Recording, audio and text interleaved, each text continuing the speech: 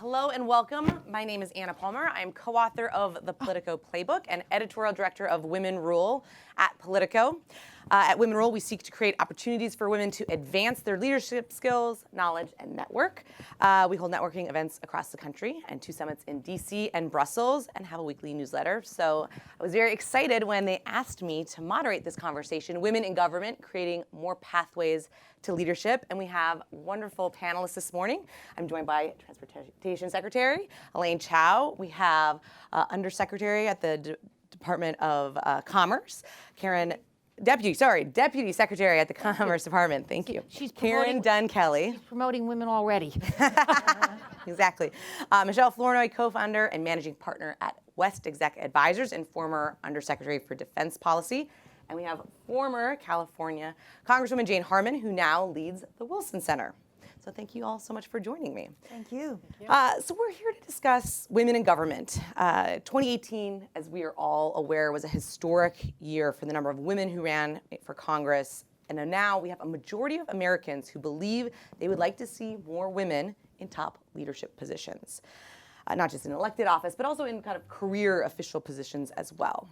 So I want to tee up the conversation, then we'll go into kind of more specifics of your backgrounds and kind of helpful tips. But I think we probably can all agree that it matters for more women to be in these positions. But I want to start with you, Secretary. Why do you think it matters to have more women at the senior leadership level? Because reality is very complex in an increasingly diverse and complex society. So for those of us that are in government, when we are trying to enact policy, we try to understand the pros and cons, who's going to be for, who's going to be against, how do we build consensus? And it's helpful to have diverse eyes around the table to see what reality really looks like. So each one of us can only see reality in our slice based on our experiences, and put all together all the different perspectives around the table, we may get a fuller understanding of what reality is. What did you see, Michelle, when you were in the Defense Department, in that world? I mean, there's obviously a very male-dominated industry. No, I absolutely saw what the Secretary noted, which is my vantage point was serving on the Deputies Committee, which is an interagency body that works on national security issues. And the more diverse perspectives and backgrounds and experiences we had around that table, the better we were at problem solving. But beyond the anecdotal evidence, if you look at Harvard Business School review, article after article shows that when you have a more diverse board, when you have a more diverse decision-making or leadership team in an organization, it actually affects the bottom line. It actually improves performance. And then from a talent management perspective, why wouldn't you avail yourself of half of the population in terms of your talent pool? If you open up any job, whether it's in the military or in the government or in the private sector, to the best candidate, no matter their gender, no matter their background, you're going to get a higher quality talent pool than if you had excluded part of them.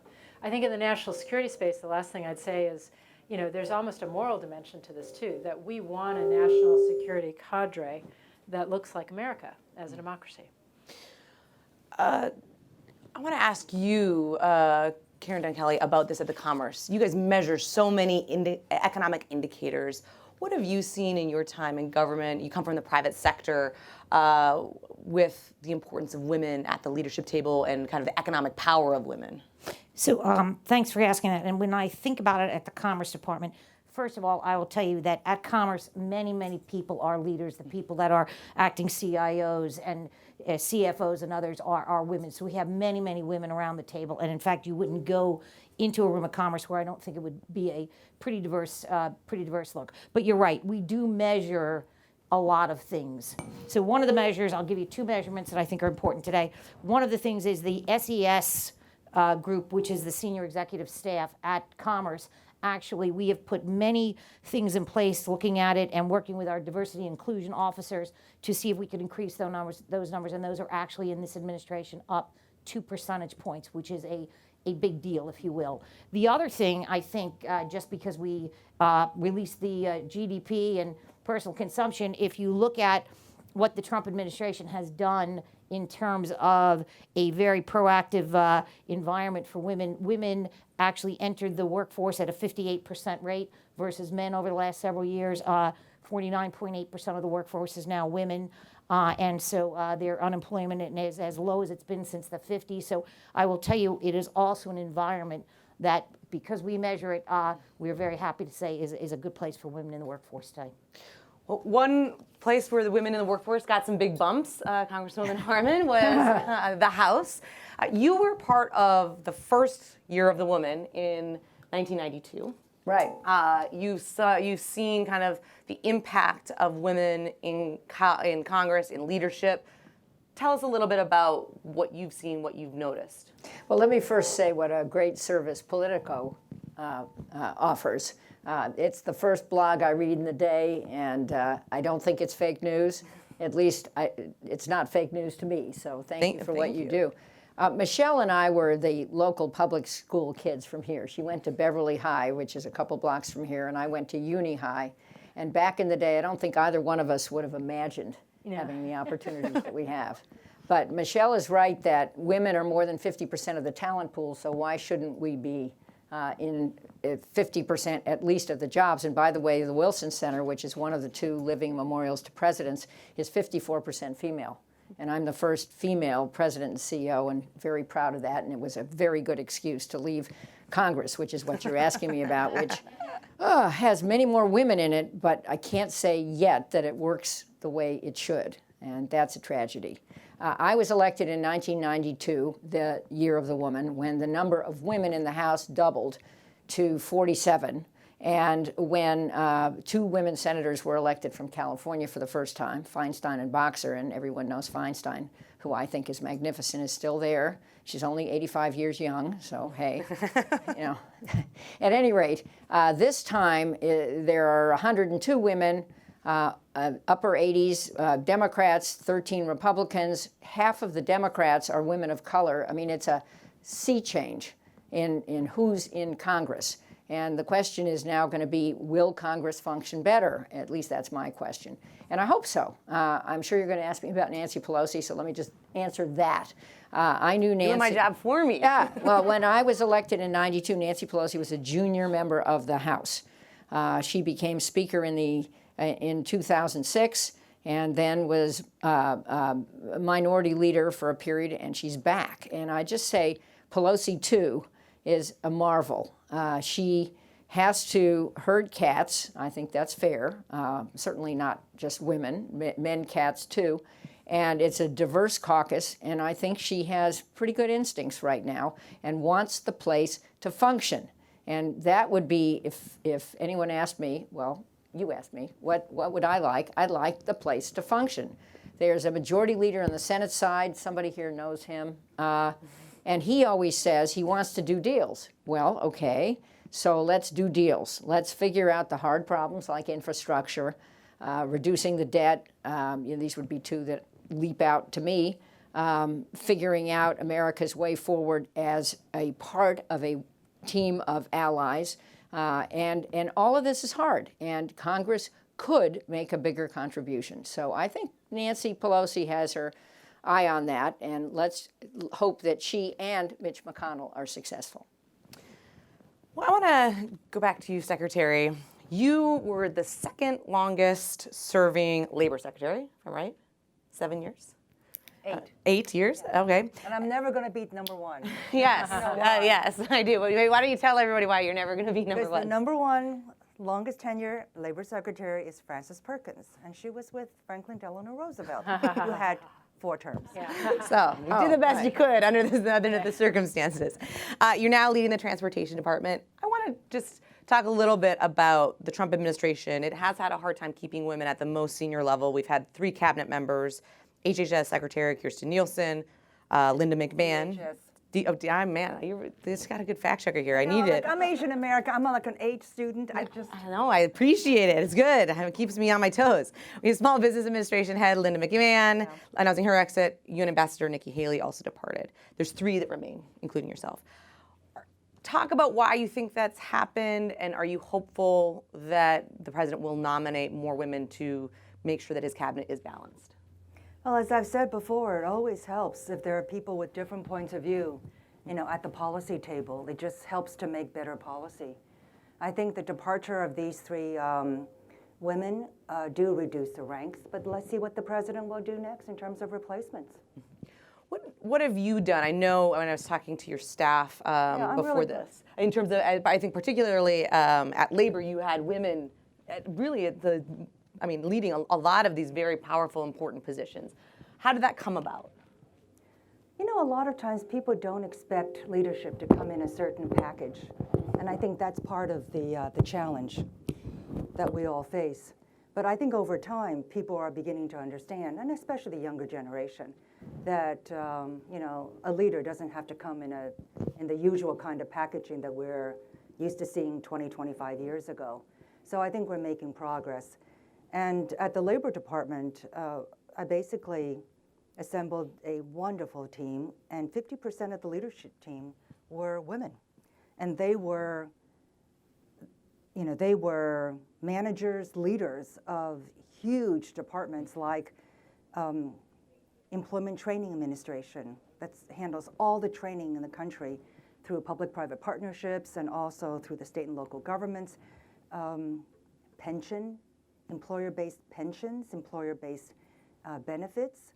That was also women. Ann Combs, so Employment Training Administration was Emily DeRocco. And then we had Wage and Hour, Tammy McCutcheon, Employment Standard Administration, Vicki Lipnick, BLS, Bureau of Labor Statistics. It was Catherine Utgard. And so we're really, really proud. And I think it's because when leaders like us come into the arena, we don't really have a preconceived idea as to the external packaging that a leader needs to have. And so I think, and I certainly recruited based on merit and capabilities, and I think it was a wonderful team. We did a great job for America. It's interesting when you bring that up about kind of the preconceived notion of what needs to check the box for where they went to college or what their kind of background in kind of business or different areas, and how now when you talk to a lot of hiring leaders, they're trying to think about, well, what are actually the qualifications versus making sure you check the box in a certain way. I wanted to ask you, Karen, you came up for a long time in the investment world. We were at an investment conference. It's obviously very male-dominated. Tell us about, were there any tools that you used during your career or experiences that you had that you were able to kind of overcome maybe some of those preconceived notions about who should be the leader at the board table? Yeah, so it's interesting when you ask that question. So I was in the private sector in the asset management world for many years, and actually came to the public sector in 2017. So if you think historically back over that time, right, many changes took place, right? Not only from a technological perspective, but from an attitudes perspective, also from a perspective of globalization, so on and so forth. And I can tell you there was a story many years ago when you think about what were those women moments where you had to make decisions. And back many years ago, I had to give a talk in London. And as I was going up the steps to meet the gentleman who I was going to go in with, I could see him getting paler and paler as I went up. And I went and I said, I guess you thought Kay Kelly was Kevin. And he said, yes. And I said, okay, what can we do? He said, and I don't make this is a true story. I said, well, I'm going to go in and talk to these people. This is a male-only institution. I'll go talk to them. And I simply said, well, could I borrow your umbrella because it's London, it's raining, which he let me. He went in and he came back and he said, here's the compromise. If you will go around, go in the servants' entry, go right up, go across the hall into the room, we can do this. If you don't, we can't. So it talks about things you need to do when you are climbing it, right? You need to take a position, you need to make a decision, you need to base it on your own beliefs, what is the greater good, so on and so forth. So actually, what I did is I said to him, yes, I'd be happy to do that. And the reason is because I thought it was more important that a woman was at the table in the room. It would have been a 5-second, she couldn't come in, this is a male-only club. It was different if I was there having the conversation. Lots of people had different opinions on what I should do. Don't want to tell you I was happy about it, but that's it. So when I think about that, And I think about all the ladies at this, that are sitting at this panel with me. One of the early members of Congress, certainly what Secretary Chao has done at Defense. I mean, we've all had some similar story to that. And so I think what we really do is we bring with us always an attitude, a discipline, a learning environment, and really just the ability to take a decision and move on. So I hope that answers your question. No, it does. I would turn, I mean, I think anecdotes like that are so telling about kind of where we've come from and the battles that are happening now today. Congressman Harper, you were there when there wasn't even a bathroom off of the House floor for women. There was one. There still is only one on the second floor of Congress, which is where the congressional chamber is, on the House side. Right. I'm not sure about the Senate. But it was where it's a group of 3 rooms, which John Quincy Adams, who was the Speaker of the House after he was the president, where he had his offices. And so there is one room that has about 2 stalls. This is for now. I'm wondering what they're doing now with 102 women. Yeah, they just changed. They had some changes, but yeah. And one room with a living room and the couch where he literally expired when he was in the House. He died on that couch. And then another room with a few beds for the sort of all-night sessions if you want to take a rest. And all the pictures of the women in the House, and I'm sure this is true until recently, there were about 300 women and 10,500 men. Nice proportion, right? Anyway, they all fit on just the walls of one of those rooms. So as an example of where we've come. By the way, Daryl Issa just walked in here. He's sitting back there. The men's room in the House is right off the floor, and I'm sure it's. Roof is exactly identical on the other wing now. They've Okay. redone it. They've all right. redone Progress. it. All right. All right. Well, there you go. But Jane the old Harman. stories. The old stories matter. And I remember graduating from a women's college which didn't offer the law boards, having to go to a men's college to take the law boards. Then I remember going to law school where there were no women professors. And my graduating year was the first year that the law school required law firms to interview women as well as men. So women got hired. Surprise. And then I remember, this is the best one, I'll stop, but I was chief counsel in the Senate to a subcommittee on constitutional rights of the Senate Judiciary Committee, the first woman that my senator, California Senator John Tunney, had ever hired. And he said, let's go see the Chief Justice. So fine, I get an appointment with Warren Burger, then the Chief Justice, and we go over there. And we go into his inner sanctum, and he's wearing his robes, and he looks like he was sent from Central Casting with this white mane and this glorious robe. And he sees me, and his mouth opens, and he says, oh, when you said you were bringing your chief counsel, I expected someone bigger. There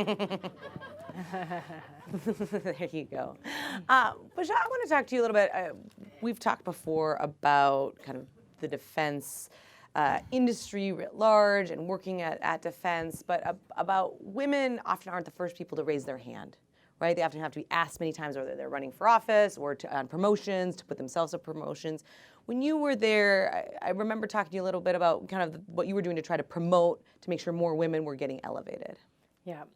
Well, I think when you come into a leadership position in government, in the company, anywhere, you really have to step back and take a systematic approach to looking at what are the barriers to getting the talent I need to be successful. And there may be institutional barriers. So if you take the military as an example, we had a policy for a while of excluding, for a long while, of excluding women from combat, even though women were serving effectively in combat. They were helicopter pilots, they were logisticians, they were intel officers for SOF teams. They were in the mix, but they were technically not assignable to combat jobs. And then we were basing promotions or we were giving lots of credit to combat experience for promotion. So you have a system that basically sets up, puts women at a disadvantage. I think it's a very positive thing that that's now changed. But my point is, the first thing you have to do is say, institutionally, are there obstacles or barriers that are kind of just baked into the system that I need to address? Then there are the harder things, which are the informal cultural barriers. So for example, we did a lot of work promoting mentoring. But for a lot of people, when they go to be a mentor, it's like a mini-me attitude. I'm a 50-year-old guy, I'm an SES or an SIS, and I'm going to find that young man that reminds me of myself, and I'm going to mentor them and sponsor them and help them along. Well, if there are very few senior women, and we have a mini-me approach to mentoring, you're going to, again, perpetuate the problem. And then there's some of the things you mentioned, which were the self-imposed, if I'm not perfect, I don't have all 10 job qualifications, I'm not going to apply. Where the guy next to him, like, hey, I got 5 out of 10, I'm going to throw my hat in the ring. right. It's a different thing. So I think you kind of have to systematically work. In my time as undersecretary, the things that we focused on were actually a human capital strategy that tried to create more flexibility in the work environment. I mean, it's the Pentagon, we are at war, so there are limits, but even just giving people predictable time off, getting teams to cross cover for each other, enabling, folks to take maternity leave, paternity leave, those kinds of things went a long way to enabling women to come into leadership positions and have that balance. Secretary, I want to ask you, kind of following up on that, do you think there are still institutional barriers in government that kind of are harder for women, or are there things that, and I'll kind of open this up to all of you, that government could do to help promote women more? Well, there's certainly a lot of policy options being tossed about, and there's no consensus. Right. And our country is a democracy that works on consensus. And I would offer some comfort in that it is positive that we have tough decisions. They come into the national discussion, into the national arena, from which they are thrashed out, sometimes during very, very difficult times. And then ultimately, there comes out a national consensus, which embeds this policy within, our culture, our economy. So we are discussing many issues, and there are different points of view. But again, I think it's positive that we're having these discussions. I would just observe that the structure of the family is changing. I have 4 children. My oldest son is sitting right there, and his eyes are open. He's paying some attention to this conversation. And on his own, he's a member of this conference. But each of my children has 2 children, and I watch them because the women are highly educated too, in terms of what roles are they playing and who supports whom. And I saw that in Congress too, especially with the younger women in Congress, many of whom some of whom, not many of whom, have families too, and sometimes the male would take the smaller role and the female would be the alpha dog. And what's wrong, I think, Elaine, is that our government doesn't support family choice in that way well enough. I mean, there aren't enough services in certain, for those families where both spouses work to help them take care of children and cope. And I just make one comment. Karen and I were talking about the shutdown and the tough situation that many federal employees faced. The Wilson Center is a third federal, funded by the federal government. And so a third of our employees were furloughed. And one of them, who is my top assistant and fabulous, has a 2-year-old who was in daycare in a federal facility. So, of course, the facility closed. She was an essential employee. The facility for childcare closes. She had to put her kid in private childcare and pay for that in addition to the federal facility, and she never got the money back from that. And you think, really, how much harder can we make this for women and men who want to raise healthy, normal, good kids? I don't mean to get into a policy debate about it right now, but the debate is not so narrow as to families. There are other aspects. It is, and I'm not saying families is a narrow consideration. What I'm saying is when we have discussions like this, there is a whole panoply, a plethora of other people who are involved in this debate. And the question is always, who pays for all this? And so when we talk about who pays, that draws in a lot of other people who are not necessarily of this debate. And that's why it's so hard and it takes a long time, because these are complicated questions. I mean, of course, we will want to support the family, but how and who? What is the balance? And who else gets to participate in sharing the burden? I think these are some of the tougher economic questions. Do you have any optimism that on maybe more of a I'm smaller? by nature very optimistic. Well, you're still in government. Yes. I believe in government service, and I believe in the role of government. But I think part of what we're having here is what is the role of government? What is the balance? And therefore, I think that is probably the largest ideological divide that you will see between the right and the left. The definition of what is the proper role of government. Could I just add, I mean, even within the larger policy debates that you're rightly pointing out, I found that there's just not a lot of attention or not comparable attention paid in government to kind of human capital strategy and management and talent management in the way that you find it in the private sector.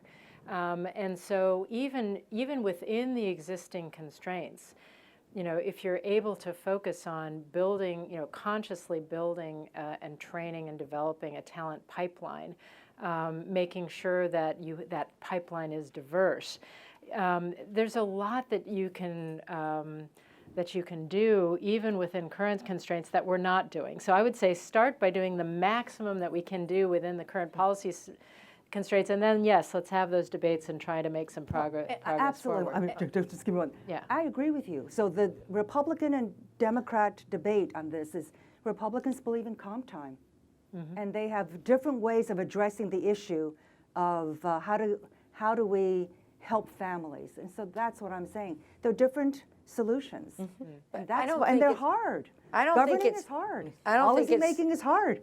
Always R's and D's. I think it is, you know, can't we figure this out together? There are no obvious answers, or we would have them. But for example, in deployments, I think Michelle would know this, when you have both parents in the military and you have kids, we don't figure this out very well. And the way we do this is usually very hard on families. And it doesn't matter whether it's the woman deployed or the man deployed or what party's in charge, we just don't do it well. And rethinking that, I'm not talking about handouts. I get the point that money is not infinite here, but I'm just talking about thinking through the modern family. And this is a big impediment to women rising, because if you have to pick the husband or the wife who ends up on the short end of the stick if this gets too hard, it's the wife in many cases, not in every case. And do we think that women are really 50%, more than 50% of the talent pool? I do. And so I want women who want this and who have the self-confidence to seek it. That's something we haven't mentioned yet. Women have to gain confidence. A lot of women don't have confidence and opt out, where the man who has 50% of the answer will say, oh yeah, I can do this. But we need ways to make sure that there are role models for women and encouragement in school or wherever to become more confident. In my case, it was going to a women's college. It was very, very helpful to me. But at any rate, then we have to set this up in government so that there are, you know, the pipelines for women as well as men. One of the things, do you want to go? Sorry, please. I will also, I'm Go ahead. monopolizing my time. No, I think lasting policy decisions have to be bipartisan. Because when it's partisan, it's just not sustainable, Right. as we have seen in many of these issues just in the last 10 years. And you're talking from the policy issues in the long term and debating it on both sides. I think that's right. But I think at each of our, because we talk about women in government and where we are, and Michelle talked about the whole human capital conversation, and we at Commerce spend a lot of time talking about things like our inventory. I know we have ships and we have satellites and all those kind of things, but our greatest inventory goes up and down the elevator every day, and that is the employees. And so when you start to take a mind shift that way, and you're having that conversation around the department management table, you can start to execute change. And the other thing I would say is one of the things that the Trump administration has done is just created this workforce advisory committee. And in fact, there was just a meeting right a few minutes ago that Ivanka Trump sat on, and Secretary Ross and Ivanka Trump are very, very involved with this. But it's talking about how do we develop a workforce for the next generations? How do we get to the workforce of the 21st century if it is reskilling or retooling or creating an environment that is more conducive for one class versus another, be it age, be it education, be it women, be it man. And so I think the fact that those conversations are taking place and the fact that we have at the government level a real honest conversation about it's important. The other thing in the Trump administration, his his presidential management agenda for government itself it's based on three things. One is IT modernization. The other is data as a strategic asset. But the third is an in the government workforce of the 21st century. So we are really mandated to look at things like how are we training our employees? Are they getting the skills they need? And some of these things are really evolutionary and are really going to take hold as this bigger debate that was happening at the end of the panel there takes hold. So I like the secretary, am optimistic because I see things happening and taking place. Yeah, and also Ivanka's really doing a great job. Incredible. She was really focused on women. She has started this apprenticeship program, which has opened up so many opportunities to all sorts of young people and people in transition. And she just recently came back from Africa on a tour of women's issues. Yep, Yeah. for So the thank you Globals for bringing World- that up. Yeah. Can I just jump in? Yep. I think one of the things we can do a better job of is sort of really looking at, analyzing the progress based on the data. And I think the data says we are doing much better at recruiting women into public service and into government, military, non-military, et cetera. I mean, I was on a diversity study at CIA, advisory board, and every CIA class is 50-50, and it has been for years. That's not the problem. The problem is retention. And so what happens, the question they asked us to look at is 50-50 coming in, 10 to 12 years later when they get up to promotion to senior intelligence service, 23% of the pool is women. So what happened to those women along the way? And I think this is where you get into these questions of flexibility, of promotion criteria tied to deployments, which during repetitive deployments, which were difficult for families. And what they realized when they looked at the data is that the real problem was they were making this massive investment in talent. I mean, it takes hundreds of thousands of dollars to train one of these officers. And then, in the peak of the person's performance, they're losing them because they can't make the family life work with the profession. These women would do anything to keep their profession they love. For the most part, they wanted to stay, but they couldn't make it work. So now what the agency did is they've started a program to let people take a few years off for family and then to have a fast track back into service because they've already made the investment. These women don't lose their minds when they become mothers, I mean, but when they're ready to come back and start in, and now they're having to adjust the promotion and the career path to make sure that it has a little more flexibility so these women can continue to succeed and That's a great rise. idea, and I think we should be coming up with ideas like that rather than, but talk about them. And they can be coming from the private sector, they can be coming from the government, and I think that's terrific. It's interesting you brought that up. I think we've spent so much time on this first generation of pipeline, but we rarely think about the 2.0 pipeline, which is women who are not only family, maybe caregivers, but they often are, if all the studies show, caregivers for when their parents get older, right? And so you have to have, maybe the typical hours aren't actually, useful or working, able to be done, but there doesn't mean that they don't have skills. Right. At PTO, which is our patent office, 40% of the executive staff are females. And one of the things that we do there is they have a very flexible work hours because their work allows that to happen. And so it's been enormously successful and enormously successful in the retention. I want to change the conversation a little bit. I want to go to you, Congressman Harman, first, but I would be interested in all of your perspectives on this, which is there's kind of a general consensus idea that with more women, the fights, aren't as acerbic, that there's more of a move towards, compromise, things like that. In Congress, do you think that now that there's more women, obviously they're more Democratic, there wasn't the same amount of gains on the Republican side, but are you more confident that the Mark Meadows gunning for a shutdown is not going to happen as you have more women in those leadership positions? Well, not all women are the same. Let's not gender stereotype us. I mean, and we all don't agree up here, which I think is a good thing. I agree. mean, let's get to a point where we don't expect women to have the same answers or look alike. Let's start with that. But even when I was there, back in antediluvian times, there was a women's caucus in the House and in the Senate. It was not partisan. And I know from dear friends in both bodies that the women's caucuses are bigger, and they still work very well. There's on the Senate side, a very close friend of mine is Susan Collins, and she always says, I can't go to dinner tonight because the Women's Caucus is having a dinner. And she doesn't always say that, but they have a lot of dinners. And that's a very good thing, because one of the real problems with Congress working now is that people don't know each other. They fly in on Tuesdays, they fly out on Thursdays. There's no incentive to live in Washington because of the collapsed schedule. And also, many people can't afford 2 households.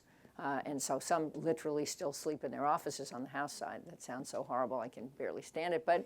But just saying that if you don't know somebody, working with him or her is harder.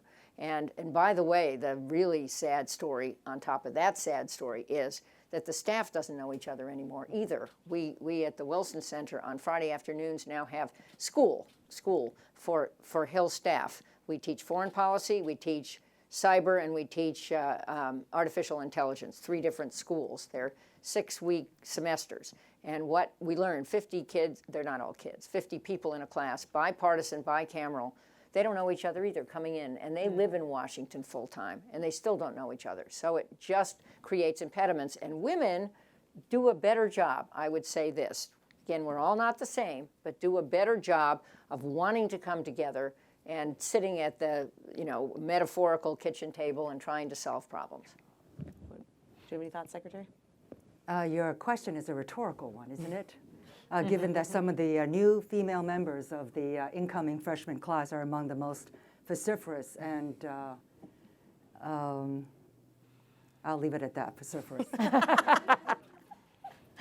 Well, Michelle, maybe you can, I think you've written about this. I was reading up on you and some of the things you've been involved in, but saying that, in the complex security environment, you once said that one way to better address threats would be to involve more women, not just kind of in different, official capacity, but, internationally on the ground as things are happening.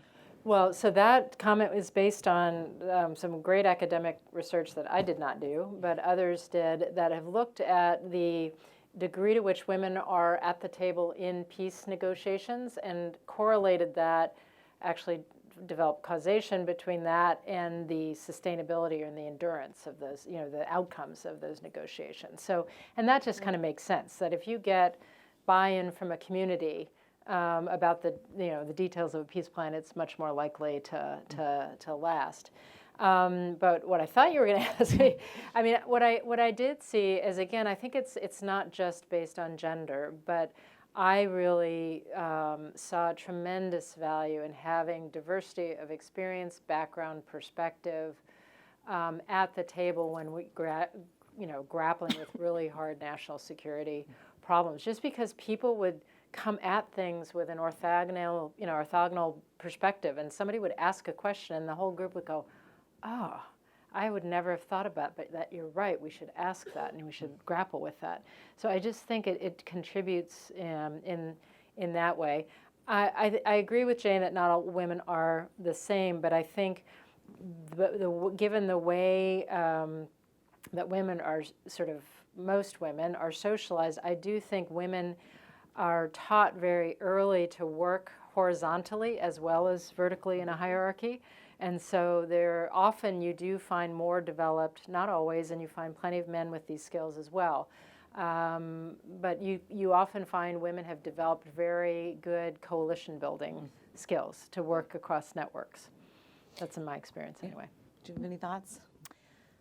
So what I would do is I would just for a moment go back to my private sector experiences. And what we did is we created a women's initiative, a women's network. And you talk about diversity and you talk about networking, those kind of things. And what we did, we were a global organization. So by within a 5-year time span, we probably had 40 chapters all over the globe. From Asia to India to so on and so forth. And what we would do is when we set up mentorship programs, we would set them up as such. So if you were somebody in Hyderabad, do you want a mentor that's in Houston, Texas? Or do you want a mentor that's maybe in Hong Kong? And one of the diversity, things that mistakes that get made is everybody may look and shape and be different in a room, but if they're all educated the same way, they all have the same beliefs, background, so on and so forth, then you don't have diversity. So I think we really need to think about diversity in a multitude of ways, both vertically and horizontally. One of the things we haven't talked about, and I'd be interested in kind of, I'll tee it up to whoever wants to talk about it first, but is really kind of having champions who are males, and making sure that it's not just women talking to women, and making sure that there's more women in the pipeline or more women at the senior leadership levels. But either how you may have had male mentors, or men help you kind of get to that next level of your career, and how do we make sure that they are part of this conversation as well? Well, they're in the room. Here you are, male mentors. You self-selected, so good for you. And yes, it's important both in the family structure, but in the workplace and in society to have men and women mentoring women and men. But I certainly had male mentors because there were very few female mentors. Let me just make one point, though, that about I think we all know Madeleine Albright, who is one of the great icons of ever. And still, alive and well and active in her 80s, and just a marvelous, I think, leader to emulate. But she made a comment in the last election that was misunderstood, and I want to mention why I think so. She was at I guess it was a political gathering for Hillary Clinton, and she said, "There's a cold place in hell for women who don't help women," and so that was understood in the moment to be, if you don't support Hillary, you're terrible. And that was unfortunate because she had made that comment way before. And the point of the comment, at least to me, is that some women don't help women. Let's get it. And that's what she was talking about. Some senior women, I'm sure it's true in my life, I'm sure it's true in all of our lives, have just not been there. And why aren't they there? Maybe it's insecurity, maybe it's maybe it's being competitive, maybe it's jealousy, whatever it is. But it really is important for good men and good women to mentor those coming up behind us. Yeah. Especially true in very male-dominated fields like when I started in defense. If you relied on women, there were no women in the senior ranks to mentor the junior women at the time. So my most critical mentors were men. And for whatever reason, they took a sort of looking for the talent where it lies, and they're going to lift people up no matter their gender or whatever. And I benefited enormously from that. And I always advise young people, choose the boss, not the job. Find that person who's a just fantastic mentor. And I just will say my main mentor was a guy named Ted Warner. He's no longer with us. But he is personally, you ask anyone in my generation or the generation behind me, male or female, who's in national security and defense, at some point they probably worked for Ted. He was just his contribution was not only to policy, he understood that his lasting contribution would be growing this whole generation of people who would commit to public service. And so that's an incredible impact that people can have. And I think in some fields, unless the men step up to mentor women as well as men, you're never going to see the change because there are not enough women in senior positions yet. I tell young people, male and female, not to get discouraged if they don't have mentors. I didn't really have any mentors. And I'm also Asian American. There were even less Asian Americans in wherever we were going. So I come from a family of 6 girls, 6 women. And to your point, Jane, about women who don't help others, I have found as time goes on that those are fewer and fewer. Good. Thank goodness. Yeah. I think nowadays I find there's a great community and sisterhood of women, which is very comforting. But when I was working my way up, there were not these women. And I think you just can't be discouraged by it. I think what helped me was that I knew my stuff, quote unquote. So that even though I was young, I was Asian American, I was female, I just knew so much and I worked so hard that kind of obliterated all of the opposition. And some people didn't want to work with me, and there were those who did not. they found eventually they're going to have to come to me because I knew so much. And also I was available all the time. So, I encourage young people not to get discouraged. Be your own trailblazer. Be your own mentor. But I will say, in my own case, my parents were incredibly empowering. There's so much talk about when a daughter, how a daughter is affected by their relationship, her relationship with the father. I think in my case, that was certainly true. And I've been so fortunate, to have a father who was so empowering. We're immigrants to this country. We didn't know anything about the opportunities, in this country, but my parents had the courage to believe that even though they themselves did not know what opportunity existed, they were confident that their daughters would be able to access them in this wonderful country called America. So if I could add to that, our stories are not certainly the same. But I grew up in a family of four girls, no brothers. My father was a former Marine, so it was the ladies of the house. We didn't understand that there was a woman's lib problem out there because we were all doing it all the time. And my mother was the first female lifeguard in the city of New York, and that was before about 8-10 years before the rule said you could be a female lifeguard in the city of New York. So we really didn't, again, to your point, you trailblaze, you do those kind of things. But one of the things I tell women, young women all the time is, even if you don't have a mentor, even if you don't, if you're blazing the trail and there's an opportunity you want, you need to have somebody who brings you into the room. Because you need to have somebody who will be your spokesperson when they're in the room. And I will tell you, again, you asked earlier, and I'm new to government, but the reason I'm here is because of Secretary Ross. And in fact, when Secretary Ross, it was very clear that he was going to become secretary, he asked me if I would join him.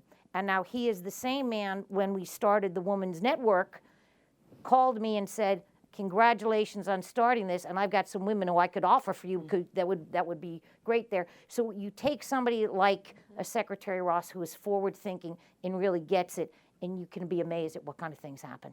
That's very nice. I like this. Well, we're quickly running out of time, and I feel like we are ending on a really high note here. But before I let us break, I want to do just a kind of a quick lightning round to all of the panelists, because I think it's always important when we have these conversations that are very empowering and uplifting and make you feel like you can go do something in the world, to give the audience, some piece of actual advice that they can do, that they can take away today to empower the next generation of women to enter higher political office or in the business world. What is something that you would tell them that they should go, they can do today, whether it's mentorship, whether it's get a coffee, whether, whatever you all have do in your own lives? Well, I get calls all the time, not from my own daughters or granddaughters. I don't think they seek my advice as much as other people do. And my answer would be available. If we've learned something, let's share it. And a lot of people want to know what that is. And there are so many excuses out there, especially for women, but for men too, to opt out and to play the victim card. And that's not the best way to go. Elaine just talked about, be totally informed, work hard, be excellent. That would be my phrase for this. If you work hard and you do your job and you know as much or more than anyone else doing your job, opportunities will come. But then when they do, be available to talk to younger people. Help people network. Thursday, I had a dinner with a girlfriend. And then another girlfriend came in from out of town. I said, well, let's all go dinner together. Mm-hmm. They had never actually met each other. And they're all both very well, established and accomplished. And I made a connection. I think one of the greatest joys I have is to be able to help women and other people and see how they blossom. It's one of the greatest blessings of life. I would say it's never too young to start mentoring someone else. My son is graduating from the Naval Academy in May, and there's some kid from his high school who's trying to get into the Naval Academy. He's like, okay, you're not too young. You're thinking about who your mentors in the service are going to be, but you could mentor this other high school student who's applying. So be a mentor. And the second is, I really think it's a time when we need to encourage people to find some time for public service. I would love there to be an expectation that everybody at some point in their life serves, whether it's in the federal government, whether it's in local government, whether it's in their communities. And I think sometimes because of the partisan political debate, government gets a bad name, public service gets a bad name. And I think we have to combat that, because I think it's that voluntarism, that sense of, working for a purpose and a mission that's greater than yourself is something we should be reinforcing in young people. And it can take a whole lot of different forms, and it has different flavors. But I think all of us should be encouraging that service. So I think we're all talking about mentorship and being a mentor. I also think that as we move forward, we always have to create a learning environment, be it a learning environment from the technical side, we heard the secretary talk about, but also be a learning environment of our own situation, our own awareness. And I think that means that we really have to discipline ourselves to do two things every day. We have to mentor somebody.